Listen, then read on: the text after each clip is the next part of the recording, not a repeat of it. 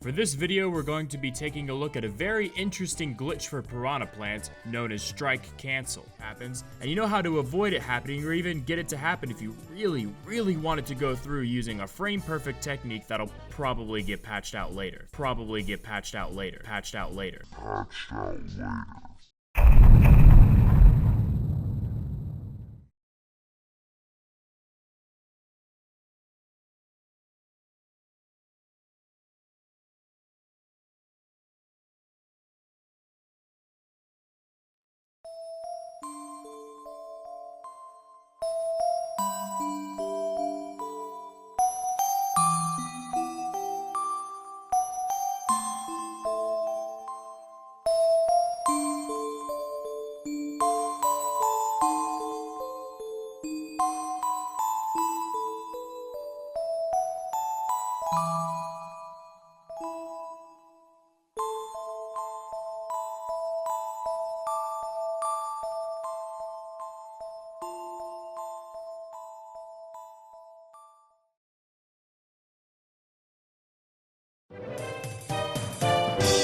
Hey there everyone, Beard here. For today's video, we will be covering two rather unique techs for everyone's favorite potted individual, Piranha Plant.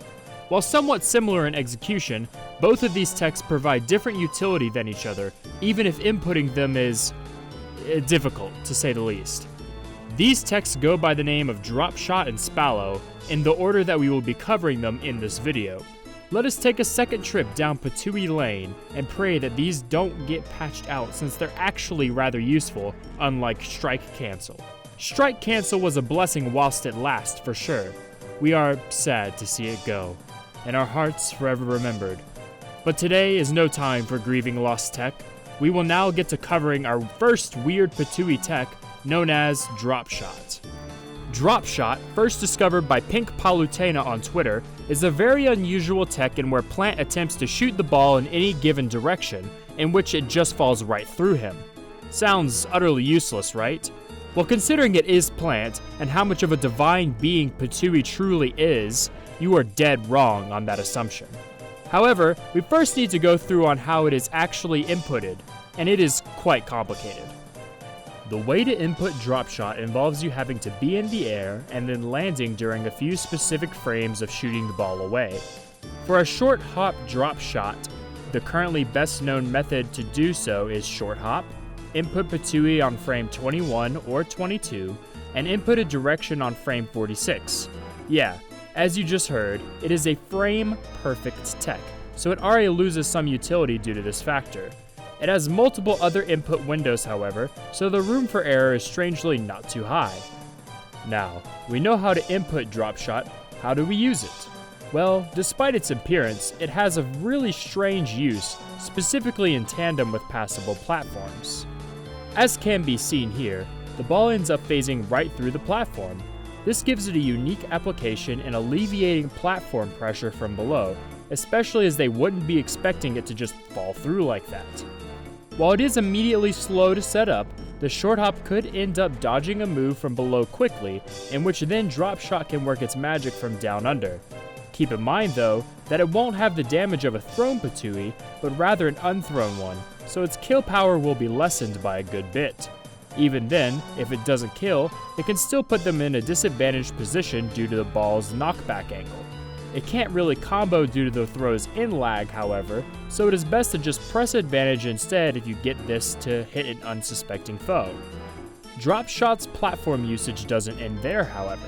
On stages where platforms don't have the main stage under them, Dropshot can be used as an edgeguard tool from a safe position. This makes it especially useful on Kalos and Town as well, and can give amazing positioning if it hits.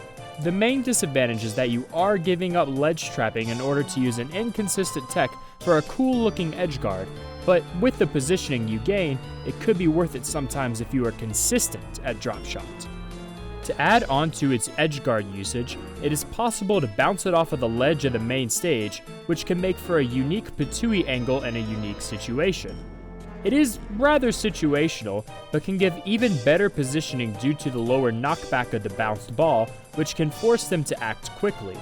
Of course, a notable weakness of Dropshot is the fact that if you happen to randomly get it by accident in neutral, you're a sitting duck for the remainder of the animation, without a thrown ball to cover approaches and such at all. The occurrence is thankfully not often, but it could end up with you missing an important punish or getting killed, so try not to time it in neutral by accident. And that's it for Dropshot, a truly interesting tech with strange applications that Ptooie otherwise would have never had without it. Who would have thought something seemingly useless would have such a strange application? Well, that is it for Dropshot, but now it's time for the second tech of the video, Spallow. The Spallow tech, a combination of the words spit and swallow and discovered by Delano, is a very odd tech in which Plant goes into the swallow animation for Ptooie, but simultaneously shoots it as well. This strange glitch allows Ptooie to work even better than before, has the swallow FAF of only 21, half of a regular Ptooie throws FAF. Utilizing this, it allows Ptooie to be even more safe in neutral, with the added benefits of comboing much better, and even being plus on shield at almost point-blank range.